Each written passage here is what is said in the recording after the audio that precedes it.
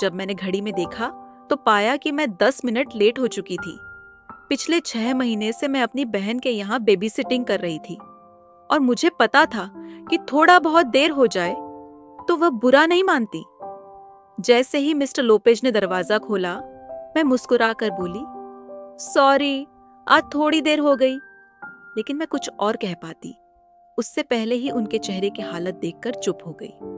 उनका चेहरा पसीने से भीगा था और वे बेहद परेशान लग रहे थे।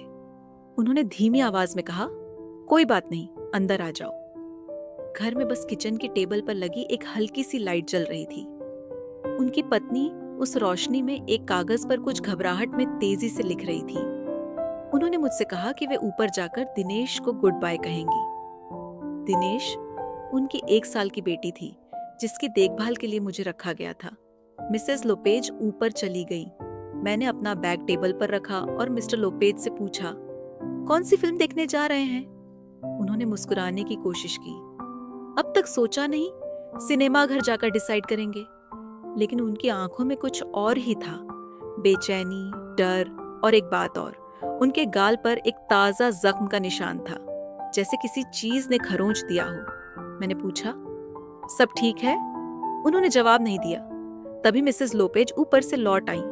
हमें अब निकलना चाहिए, उन्होंने कहा और फिर बिना चेतावनी के मुझे गले से लगा लिया। उनके स्पर्श में एक अजीब उदासी थी। थैंक यू फॉर एवरीथिंग, उन्होंने कांपती आवाज में कहा।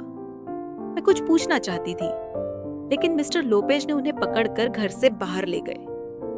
जाने से पहले उन्होंने पलटकर मेरी ओर देखा, जैसे कुछ कहना चाहते हो, लेकिन सिर्फ दरवाजा बंद कर दिया। अब मैं उस अंधेरे घर में अकेली थी। मन हुआ कि भाग जाऊं, उन्हें रोक लूं, लेकिन पता नहीं क्यों मैं रुकी रही। मैं बिना लाइट जलाए सीढ़ियां चढ़कर दिनेश के कमरे की ओर बढ़ी ताकि रोशनी से उसकी नींद न टूटे। कमरे में पहुंचकर जब मैं उसे गोद में लेने ही वाली थी, मैंने उसके ब्लैंकेट पर एक नोट देखा। मैंने स्ट्रीट लाइट की हल्की रोशनी में नोट पढ़ा, टीवी, हमें माफ कर देना। जब वह अंदर आया तो बोला, अगर किसी को बताया तो वह हमें मार डालेगा। उसने दिनेश के नाखून नोच दिए और जब पूछा कि कोई आने वाला है तो हमने तुम्हारा नाम ले लिया। उसने कहा, तुम्हारी जान के बदले वह हमें छोड़ देगा। हम तुम्हें फंसा गए, माफ कर देना।